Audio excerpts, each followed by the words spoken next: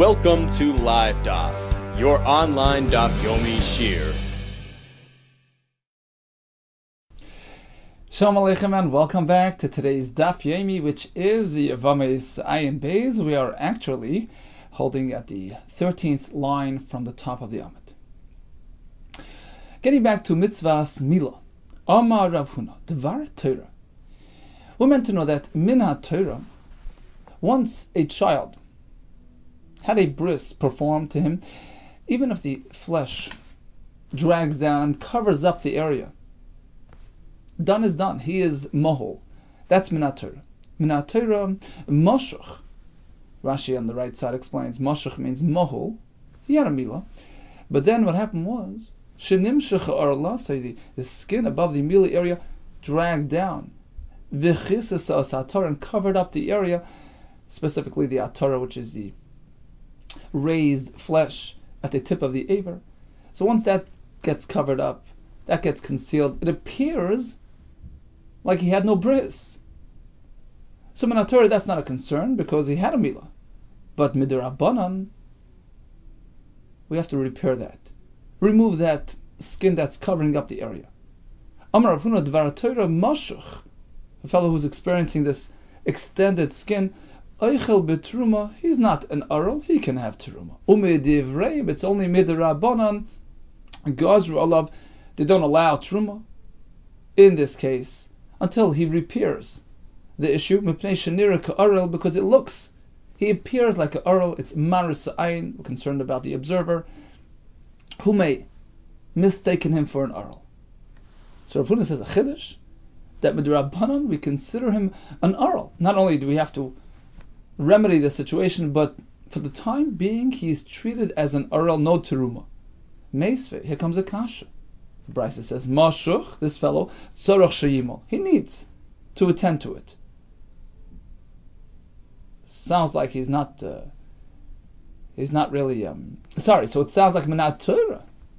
Mashuch tzorach sheyimol, Min HaTorah, he has an obligation to attend to it. Answers the Gemara, it's only midrabana. Or the ka'arila, the one who asked the kasha, my ka'arila, what was he thinking? Hatzarech ketani. The Brisa just says, look, he has to take care of it. There's no indication that it's more than a midrabana. What was the kasha on Rav Huna? Katai b'seifa, the one who presented the kasha was sort of misled by the seifa. The wording in the next part of the Brisa seemed to indicate that it's more than midrabban. Why? So Tanakama says, Mashuch tzorach sheyimol, go ahead and take care of it. Rabbi Yehuda Omer lo yimol, don't do it. Don't take her with the area because it can lead to sakana. B'nei sakana hiloi. What's the sakana? Says Rashi off to the right. Shasakana hiloi shema ya'asa krushavcha. You might get damage in the area, in which case you won't be able to bear children. Don't take the chance. That is Rabbi Yehuda. Amr loy, the Chachamim responded, there's no concern. Look, we have much experience in this area. In the time of Ben Kuziva, it so happened that many Jews needed this procedure and it worked fine and they were able to bear children. Says Rashi to the right, B'mei Ben Kuziva, what happened over there? The story was as follows. The Goyim forced them to present himself this way. They pulled the skin over the milah to conceal their milah. Uzba'inus, forcefully. B'krach Beitar, in the famous metropolis called Beitar. V'gavar Yad Ben Kuziva, and then Ben Kuziva took rule. He took over Nilcham Behem, and he was victorious over the Goyim V'natzcha. U'malach al Yisrael Shteishan Memechza. He was actually the Melech for 2.5 years, and some actually thought that he was Mashiach or Bekiva amongst them. So the Jews experienced a resurgence, v'chazru u'malu b'yamav, and they redid their milah to undo the effect of the goyim being moishach their arla, and it worked fine. V'yilidu banu b'bani, says the Gemara, they bore children, many children. Shenemar, in fact, you have a pasuk that one is meant to repair this meshicha. Himal yimal. Why the repetition? Himal yimal. It teaches afilu mea pa'amim. Do it again and again. Tend to it until it's fully and properly performed. V'omer, we have another pasuk which alludes to this situation. Es brisi hefar. What is the pasuk referring to? L'Rabbi says hamashach. Even after bris, if it was mashach, you have to go take care of it. Why do we need a second pasuk once we already have the first? Perhaps I would say, Hi himol yimoil. The first pasuk is l'Rabbi's tzitzin ha'ma'akvanas hamila. We discussed this yesterday. We have some flesh, strands of flesh which were not removed initially at the first point of Mila. Perhaps that's what the pasuk is coming to tell you. Take care of those. Uncover the atara. But once it's done, even if it's covered up afterwards by some more flesh sort of dragging down and concealing the area, perhaps that's not a concern. Tashma, that's why the second pasuk comes and says, Es brisi hefar, which is l'Rabbi es hamashach, to allude to this fellow. Okay, now, who's Savar?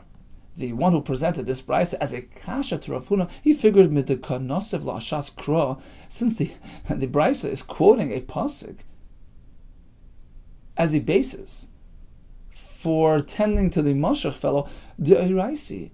That is certainly indicative that this is a mitzvah de'iraisi, not just midrabanan, but it's incorrect. Midrabanan, it's really only midrabanan, it's maras ayin.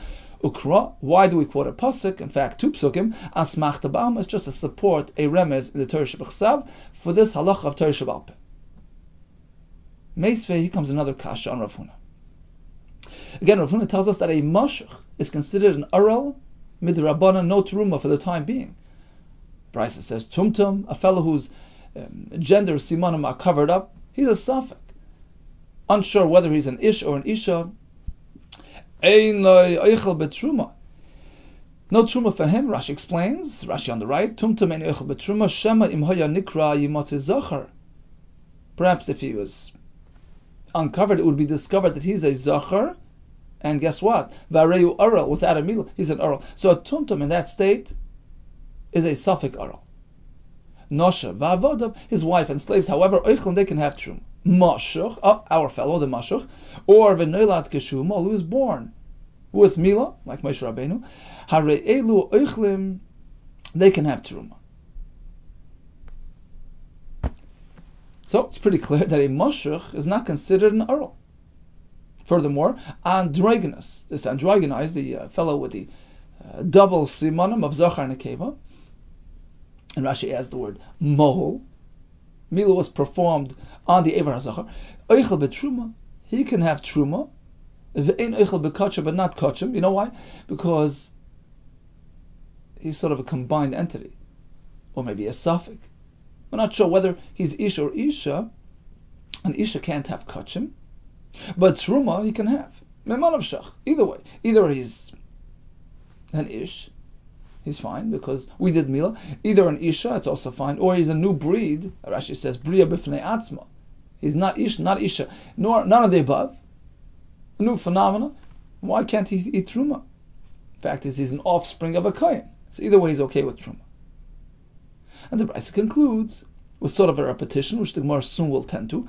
Once again, back to the tumtum, the fellow who's covered up. No truma, no kachim for him. Let's just go back a second to the previous halacha. We said mashach, right? Our friend the mashach, v'noilad keshumol, or that case, hare elu oichlin, they're okay with truma. This is tiyufta, the Rav Huna tiyufta, a refutation, a Rav Huna's chiddush, that a mashach is considered an oral midrabanan with no truma. Clearly, the Brisa allows him to have truma. And actually, Rashi had a different girsa, and he says that's the ikar girsa, that we actually bring a raya to Rav Huna, that the Brisa is only speaking minat Torah. Minat Torah, a mashach is not oral because he had a bris, and therefore he can have his truma minat Torah, but midrabanan, of course, maris ayin, appearance counts, and we don't allow it. So it's actually a raya to Rav Huna. Amar, let's go back to the Brisa, which concluded with the following statement. Tumtum eino echel betruma. Sorry, this is back in the beginning of the Brisa. A tumtum may not have truma. Why? Because he may be a zochar, and a zochar with no bris is an oral. But nasha va'avodim oichlim, his wife and avodim can have. Asks the Gemara, a wife to a tumtum? He can't marry. Nasha v'lo tumtum minoli. How does a tumtum have a wife? Ilem et kaddish. Did he do kiddushin? And that can work. The sanya tumtum shekidesh. When tumtum performs kiddushin, kiddush of kiddushin, we reckon with it. He's mekadesh, he's considered his wife. Likewise, niskadesh, if an ish is mekadesh the tumtum, assuming that he's a nekeva, kedusha of kedushin here as well, the kedushin takes hold. Oh, that's l'chumra. You need a get, etc. Eimor de amar l'chumra. You have to reckon with a chance that perhaps he's a woman, he could be niskadesh. You have to reckon with the fact that he's a man, and he could be mekadesh. L'chumra, but l'kula miyamrinan. You can't apply this concept l'kula. You can't grant privileges. You can't consider the tumtum's wife like a proper wife, which allows her teruma.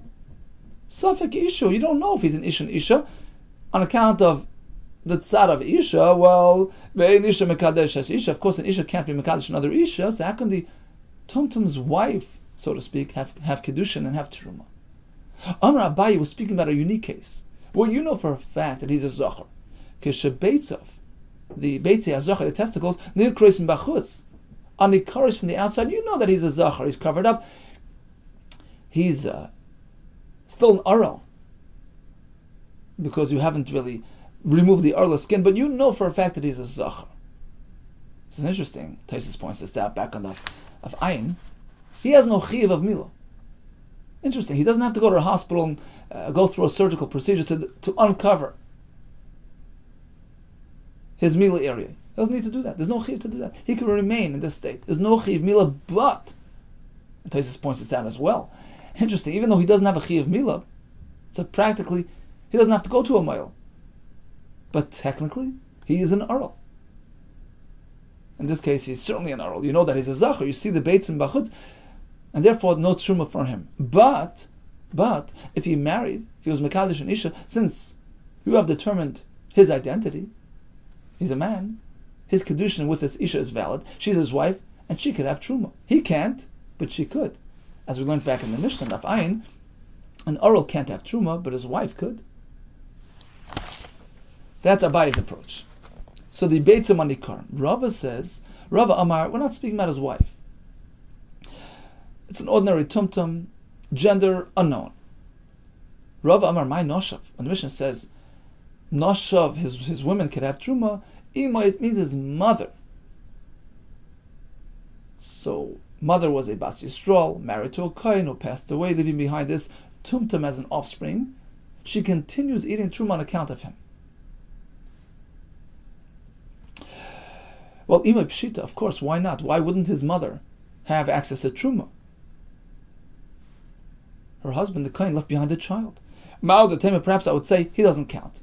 Only a moiled, a child who can continue the legacy, can continue bearing children. It says, Yelid Beisai, right? The Pasuk says that you have to be Yelid, and Rashi says, perhaps we'll say, Ro'oi Lahoilid. He has to continue. The family tradition has to have children and continue the legacy of the father. So only that type of child can allow his mother to have truma. Moiled machel, she'ein moiled, but one who can't bear children, such as a tumtum in this state, ein machel, can't feed his mother. Kamash malon, there's no concern, no difference. Any type of child will allow his mother truma. Toshma. Now let's go back to the end of that brayse, which sort of repeated the same halacha. Again, tumtum eino ichel v'lo b'truma v'lo b'kachim. Tumtum can't have truma or kachim. Why the repetition? The brayse already told us that a tumtum can't have truma. So now, bishleim ela Abaye, it works according to Abaye, who said that in the first example of tumtum, it was a beitzav nikoris bachutz situation, in which case you have determined his identity as a zachar. Therefore, the Brisa saw reason to repeat the halacha. Tana Reisha Oral Vade. First, the Brisa begins with a Vade Oral. When his identity is discernible, he's a Zachar inside, and he's an Oral. Don't have Truma. Uktani Seifa, Safik Oral.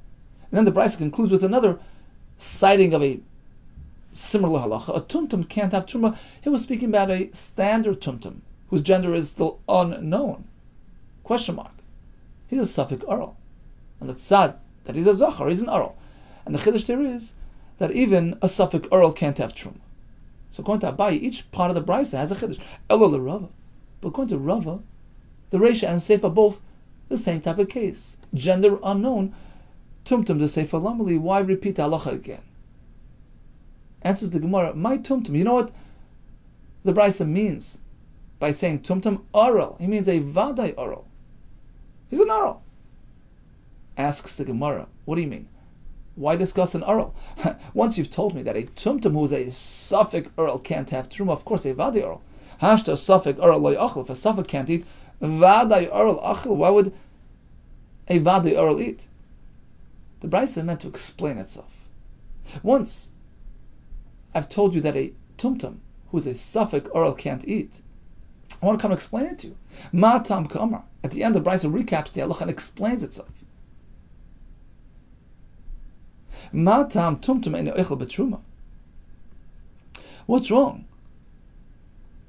with the tumtum discussed in the Reisha eating truma? Because it's suffix oral. He might be a zachar and an oral.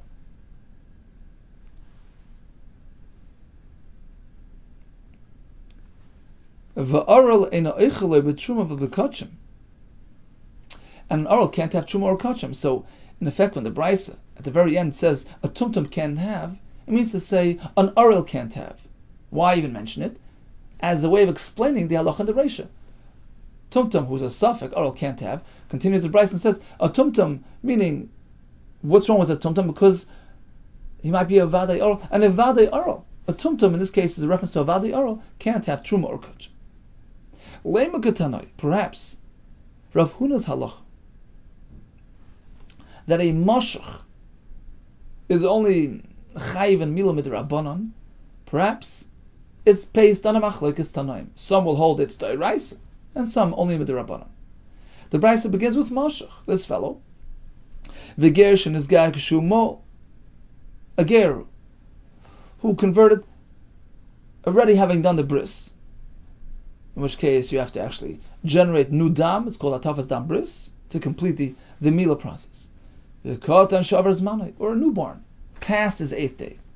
All the types of mila situations. To include a case of mishiyesh leishte arlis, he has a double skin.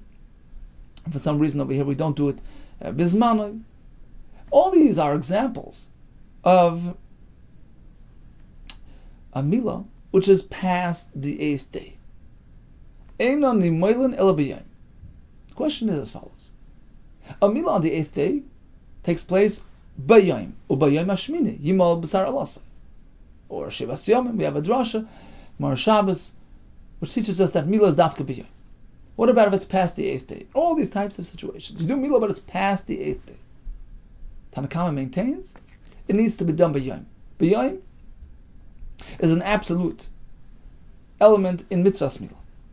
Rabbi Yehuda Shimon Omer, all depends. Bizman. When a mila is performed on time, ein nimoilan el b'yom, you're right, during daytime. But shalei bizman, a mila performed after the 8th day, nimoilan b'yom u'balayla, can do it by day or night. End quote. Maila b'kamiflik, it appears that the machlekes in this brisa revolves around our question. The first case in the brisa discussed a mashach. The Mar Sava Mashach Doirais, Tanakama, who insists on addressing the Mashach during daytime, he holds it's a proper Mila Min HaTorah, you need daytime, like a regular Mila. Omar Sava Mashach D'Rabbanan, Rabbi Shimon says, no, Mashach is only to be tended to Midrabbanan, do it whenever you want. Here we go. It's a machlekes, whether it's Doirais or D'Rabbanan. V'tisper, how can you even suggest that that's the point of machlekes? That's not the only case in the Brisa. So what about the Katan Shavar Zman, a newborn, past the 8th day? How can you say it's dependent upon these factors? The Raisa the Rabban, a 10-day-old baby, needs Mila midrabanan. So apparently this isn't really the point of contention in the Brisa. Ella de kuli alma mashach de rabbanan. Apparently all agree. Or we can say that all agree that mashach is only midrabanan. Marasai. On the other hand, the katan shavar zmanai, of course, is the rice. Right? The katan passed the 8th day. It's his first mila with the rice. So what's the machlekes between Tanakama, who insists on these procedures being done by day, and the other shita who says bayim balayla? It's a question of drushes. Mar savar darshin and ubeyim. Tanakama says we focus on the extra vav uveyim ashmini. It's not only is a conventional bris milah bismani to be performed by day, even these types of exotic brisin take place by day. Umar Savar le Darshin Bayayim Belez Bashim disagrees. We're not derish the vav. That's just his shita. And unless it's bismanoi, we don't care about daytime. So bottom line is, the Bryce is unrelated to our discussion of whether Mashech is the Rice or the Rabbanon. Of course, all agree for Rav Huna, it's the Rabbanon. It's a fundamental shaila regarding Milah Shlei Bismanoi, that we need daytime or not. And in fact, this is certainly the point of Machlekes. We'll prove it with the following episode. Kiha, as we find in the following story, Rabbi Yehuda was sitting with Kadosh and teaching as follows. We know that any leftover from a carbon noisar has to be burnt. The pasuk says, you burn it by day, by Yom HaShlishi. What happens if it's past due date? Do we need dafka day or even at night? Similar discussion to Milah. Rabbi Yehuda was sitting with Kadosh and saying as follows, noisar, biz manoi. If you're burning it in the right time, right after the expiry date, then certainly you burn it by day. Shalei bizmani, but if it's already past expiry date, nisraf bein bayoyim b'malay, you burn it whenever you want. That was a chiddush of Rabbi Yehuda. Rabbi Lazar ben Pedas and Amira, a Talmud of Rabbi Yehuda, asks the Rabbi Yehuda from a Bryce, from Bris Milah, where we see that even if it's past due date, we still have the same halach of b'yayim. Ein li elal nimal shmini, she'ein nimal el b'yayim. Perhaps only the 8-day baby has his milah by day. Menayin l'rabis latish la'asar la'chadasa shnei masa. What about a child who's getting his bris on day 9, day 10, 11, 12? Rashi brings based on the Gemara Shabbos. We have all kinds of situations. He was born ben Hashmasha, his Shabbos, etc. Sometimes you can't do it on the 8th day. Do we need daytime or not? Talmud loymar u'bayayim. The vav, the extra vav, you need daytime. End quote. This is the Bryce. And Rabbi Lezer added, va'afilu leman deloy dorish vav. Even if some Tanoim ignore the vav, they don't use it as a drasha. And therefore, when it comes to Milah, if it's past the 8th day, we don't insist on doing it b'yayim because we don't darshan the vav. But by noisar, it's different. It says v'ha noisar, an extra vav, and hey, vav hey. Certainly, when the Torah extends itself to that extent, a darish. All agree that this drush is valid. Even a noisar shlei bizman, it needs to be burned by day. This is Rabbi Lezer challenging Rabbi Yehuda. No, even noisar shlei bizman needs to be burnt by day. Ishtik, Rabbi Yehuda was sort of silenced. Barsa Danafik, after Rabbi Lezer left the room, Amalei Rabbi Yehuda Rish Lakish. Rabbi Yehuda turned to Rish Lakish with admiration. Wow. Re'isi leben Pedas. I just experienced Rabbi Lezer ben Pedas. She'yoshev v'dosh. He's sitting and presenting forth Ki Moshe Piagvur, like Moshe Rabbeinu from Hashem. Wow. He's dashing like a ton of vavs and the haze. Wow. I'm impressed. Amalei Rish Lakish. Shlakish tells Rabbi Yehuda, Didehi, you think it's his personal drasha? Mas Nisahi, it's actually a brisa. Hechatanali, where? Where did he learn it? But Teres Koyanim. It's a brisa in Teres Koyanim. Nafak Tanya B'tlasa Yemi. So Rabbi Yehuda went out and quickly learned the whole Teres Koyanim in 3 days. V'savar B'tlasa Yarchi, and he expounded on it, and they learned it in depth for the next 3 months. The Rav Shrider Goyen in a letter writes that you see from this Gemara that, in those days the Amoraim didn't necessarily immerse themselves in the brises of Safra, Teres Koyanim, and as you see from our Gemara, Rabbi Yehuda was not familiar with this brisa, and after he found where it's to be found, he went and he looked at it and he learned it in depth. So bottom line is, we were looking for a sort of a taliyah that Rabbi Huna's chiddush, a moshech as Rabbanan, is really machlekes Tanaim. It appeared that this was the point of machlekes. The Gemara pulled away from that. All agree perhaps that moshech is only with the Rabbanan. There's a side point, another question, whether Milah Shlei Bizman needs to be done by day or not. Amar Belazar. Here comes a new halach. Arel shehiza Hazah kshira. Yesterday we learned that an oral can be makabel the hazah of the efer chatas, the paraduma water. We had a raya from the Bnei Amidbar. What about an oral performing hazah on somebody else? Is he allowed to come into contact with the mei paraduma, which is very susceptible to tumor, very delicate? Does his hazah count? Yes, it does. Kshira. Why? Midi de hava tful yom. Later on, the Gemara will tell us a chiddush. Even a fellow who's a tful yom, he was table from a tumah and he's awaiting sundown. He's sort of in between tumah and tahara. We learn that a tful yom is allowed to handle the paraduma. So although sha'afal bi should asr betruma, even though a tful yom may not touch truma, still kasha b'para, he can engage with the paraduma. Likewise, the oral, even though he is not allowed to get involved with truma, he can't eat truma, certainly, but still he can go ahead and get involved with the paraduma. Asks the Gemara, how could you compare? Malat tful yom shekin b'tuber maaser. You see, a tful yom has an advantage over an oral. He's allowed to partake in maaser sheni. Right? A tful yom can eat maaser sheni. Rashi says, based on the Gemara later on, a tful yom can eat maaser sheni, something that an oral can't. So how could you compare? Says the Gemara, Atu anan la'achilu kamrinan. Since when are we speaking about eating?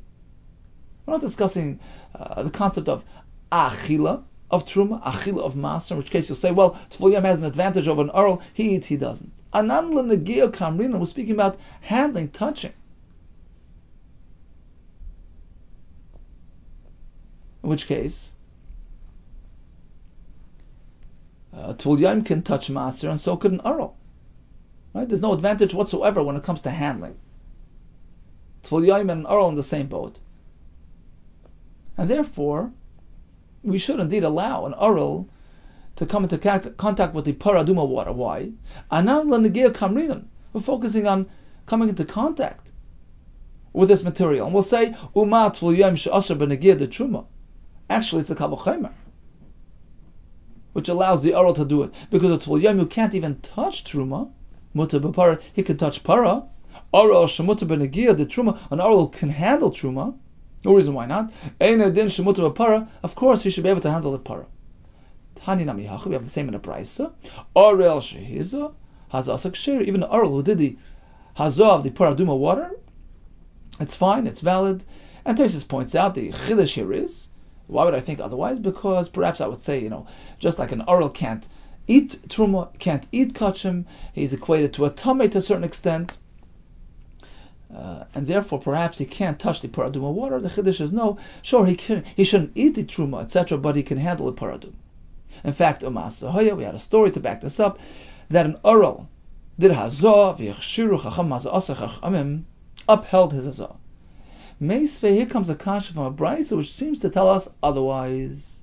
Tumtum shekidesh, if a tumtum, a fellow whose simanim are covered up, concealed, gender unknown, he was involved in kiddush. Kiddush doesn't mean mekadosh and isha. It means taking the afer, the ashes of the paraduma, and mixing it together with water. That is considered being mekadosh the water. Kiddush apostle, it doesn't work. Why? B'pnei suffik oral. There's always a chance that he's a zachar, in which case he didn't have a bris. Va'oral pasal l'kadosh. Oral may not do kiddush. What about v'adroignus, the fellow who's a joint male-female situation? Shekidesh, he does the kiddushin on the mei paraduma, kiddushay kasher. It works because according to Tanakama, even an isha can do kiddush meichatas. Rabbi Yehuda disagrees. He says an isha is not fit for the job. Rabbi Yehuda Omer, based on a pasuk, af adroignus shekidesh kiddush psulim. This adroignus can't do the kiddush v'pnei shesafek isha, because he might be an isha. Isha psul l'kadosh, and isha can't do kiddush, as we're going to learn soon in the Gemara. End quote. Kitani Mia. In any case, what does the Brisa say? That an oral. What about an oral? An oral cannot do a kiddush paraduma, right?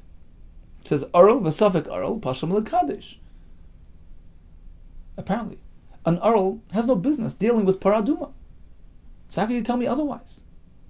Rav Yosef, it's a big machlokes. You may remember we had a discussion way back in the beginning of the parak 3 days ago regarding the source for the oral not eating truma.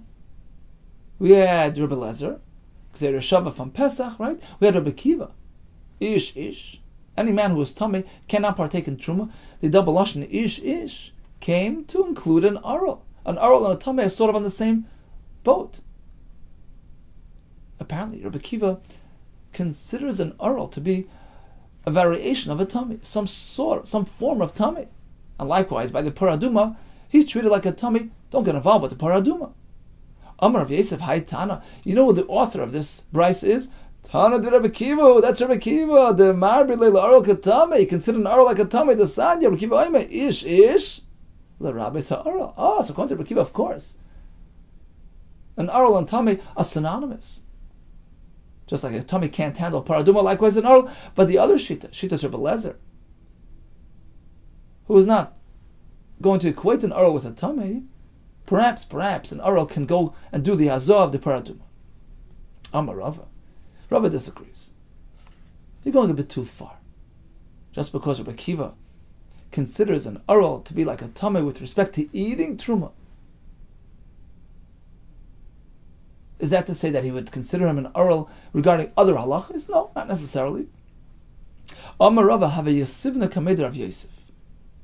When Rav Yosef presented this teretz, he aligned the brisa with Rabbi Kiva at a kasha v'kashali, because leilishtamid tana. Why is it that we don't find anywhere a tana who would actually equate the two things? Leilishtamid tana. Wouldn't the tana go ahead and say v'lisniya oral v'atami that regarding other halachas of tumah, an oral and tummy are equated? And we would certainly blame that, so to speak. We would attribute it to Rabbi Kiva. We don't find it anywhere. Apparently, says Rava, it's untrue. We can't go that far. We took it a bit too far. Sure, Rabbi Kiva says, ish by achilas truma includes the oral as well. That's a unique halacha specific to achilas truma, but elsewhere, when it comes to touching things and all kinds of other halachas, we never find, says Rava, that Rabbi Kiva considers an oral tantamount to tummy. And therefore, this brisa, which doesn't allow an oral to get involved with the Ever Para, that must be explained differently. Apparently it's a chumrah paraduma, where machmir all kinds of chumras, we don't want to allow the oral to get involved. Asks the Gemara V'loi, is that so? V'aktani ha'oral v'atami, p'tur min hariyah. We have a brisa which seems to equate the oral and the tummy. They're both pata from mitzvahs riyah, bringing a carbon on the ayamtiv, because just like a tummy can't arrive, an oral can't either. He's considered like a tummy. He shouldn't even send a shliach. He shouldn't come himself. He's like a tummy. Oh, so somebody equates the two. Perhaps Rabbi Kiva. No, over there it's based on a different criterion. We have another consideration. It's mois. It's unbefitting for the oral with the oral skin to come into the Beis Hamikdash. All that, it's not appropriate. So he's pata from coming, from sending. And as Tosfos points out, perhaps even the Rabbanan would agree. Or perhaps they would agree on this point, disagree on whether the Mos factor is so overwhelming and disallows him from being involved in Riyah. So that's a side question, a side discussion, unrelated to Paraduma. And therefore, Rava maintains when the Brisa says an oral should not be involved in Paraduma, it's absolute, it's a Chumrah, the Parat, but the Rabbanu, or Machra, all types of Chumras, and all agree.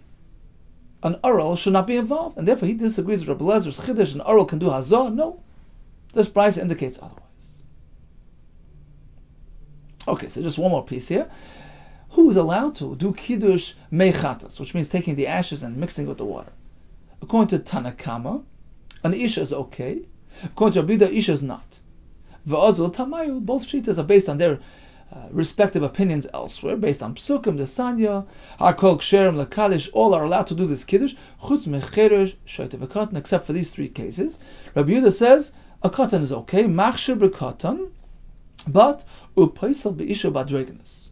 So the Tanakama says an isha is fine, a katan is not. Rabbi Yehuda says a katan is okay. And Tosfos points out that he's dafka machshir a katan as opposed to the cheresh v'shayt. He says because a katan will eventually become an ish, he's a potential adult, so he's on his own plane, he's mutter, but an isha not. And likewise, an adreganus, which has an element of an isha. My time the Rabbana, why do Rabbana say an isha is okay, a katan not? Rashi points out that before this pasuk we have a discussion of asifa sefer. So there were several stages to this process. They would gather the afer, that's asifa, which is only kosher for an ish. It says v'asaf ish tahar. And then comes the pasuk and speaks about taking the ashes and mixing it with the water. V'lakchu l'tamei ma'afar shevet achatas. And the Rabbanan say, look, it's the same individuals. The same one that did the asifa does this. The one that couldn't do the asifa, i.e. a katan and isha,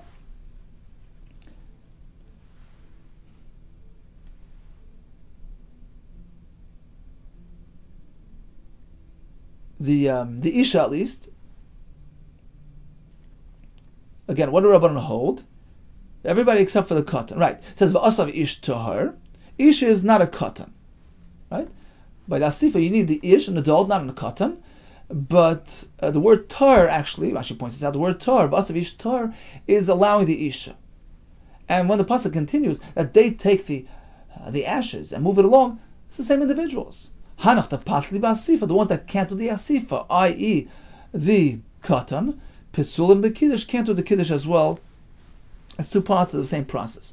Hanach the Ksher and Ba'asifa, the individual that can do the Asifa, i.e. the Isha, Ksher and Bekiddush can do the Kiddush as well. So it's sort of synonymous. Rabbi Yehuda Amar says no. In Cain, if both processes were equated, name a crow, the pasuk would just say V'lakach, he takes, the same fellow who gathers takes. My v'lakchu, why does it say v'lakchu? It sort of switches its reference. Da'afilu hanach the psul and ha'asam, even those that can't do the asifa, ksherim hacha are mutter in this case, meaning the katan who couldn't do the asifa can do the kiddush. Yachi isha nami, so then be machshir the isha as well. V'nasan v'lo v'nasna. V'nasan is limiting only an ish, not an isha. V'rabban. What did the Rabbana do with Rabbi Yehuda's diak? Why does it say v'lakchu, which sounds like it was switching shwaks, was switching handlers? Ikas of v'lakach v'nasan. If it would say v'lakach v'nasan havamina, I would misidentify, misrepresent, misread the pasuk. I would think shokol chad v'yav chad. V'lakach v'nasan, the same fellow that picks up the ashes, has to apply to the water. Only that same person. It's one continuum. Kas rachmana v'lakchu. That's what the pasuk says. V'lakchu. You can have many people involved. Because rachmana v'lakchu v'nosnu. If the pasuk would say v'lakchu v'nosnu, I would say davka. You need two for each job. The shakli tray. Two people have to lift the ashes. V'yav tray, and two people have to place it onto the water. It needs to be done with companionship. Kas rachmana v'lakchu. V'nosan, that's what the pasuk switches. It's v'lakchu is lashon rab, and then v'nosan to tell you know what, none of this is required. You don't need the same person doing both, and you don't need two people. Dafilu shakli trev, you have ichad, you have two people taking, one person placing it. It's okay. So bottom line is, each one has a source for his chiddush. One more thing, v'hiza hatar alatame. So the person who is clean, he takes the water and sprinkles it on the tummy. Isn't that pashut? We're talking about meichatas. Meichatas. It's going to become tummy. It has to be tar. Why does the pasuk have to stress that a tar individual should do it? Actually, the pasuk is teaching us you're allowed to downgrade. You don't need a full-fledged tar. The word tar indicates mechlal shu tami. He has some slight element of tuma within him. He's not completely tar. He can't do certain things, right? But he can do the paraduma. Limei, this teaches us al tvul yaim. Even a fellow who's at tvul yaim, he was tummy, he had tefillah, but not yet herev shemesh, not yet nightfall. Shekasher bepara, he can do the paraduma. And this is actually the chiddush of the Chachamim, but the Tzdukim gave them a hard time, and that's exactly why they would go through this whole process. They would actually be matameh the Torah, send them to the mikvah to prove, to demonstrate that, yes, We believe in Torah Shabbat Peh. Even a Tful Yom can do the paraduma, and that's actually why we have all kinds of chumras. Rashi and Yumadaf, I think Daf Zayin Base tells us that all the chumras that we find in paraduma is exactly because of this. Because they would be metamim. They didn't want to create an impression of laxity. Look, we're not so careful with metamim, because they had to do that. They were compelled to be metamim to sort of to oppose its tzdukim, so they counterbalanced it by adding so many chumras and so many hidurim to highlight the chashivas and importance of the paraduma and how Torah has to be kept. Okay, we had easy daf today. We started with the halacha of the mashuch, the fellow whose arla is sort of concealing the area. Rav Huna says we have to tend to it, but it's only b'dirabbanan. But even so, for the time being, we treat him like an arl, no teruma. We had a brisa discussing mila shaloi bizmana. Typically, a mila is b'yayim. What about shaloi bizmana? Past the 8th day, Tanakama says b'yayim as well. And Rav Shimon says b'yayim b'alayla. Tanakama draws from the extra vav, which teaches us to include this case as well. What about an oral? Can he do the azah of the ephah para? Rav Lezer says yes. The Gemara actually comes out that according to Shita's Rabbi Akiva, an oral and a tameh are on the same level and should not be doing the ephah para. Rava says l'kuli almanat, because it's a chumrah, it's a hidur in paraduma. Regarding the kiddush mechatas, Rabbanan say an isha is okay, a katanat. Rabbi says a katan yes, an isha not. And concluded that a Tvul Yom, of course, can handle the paraduma. All the best to you and Hatzlacha Rabbah.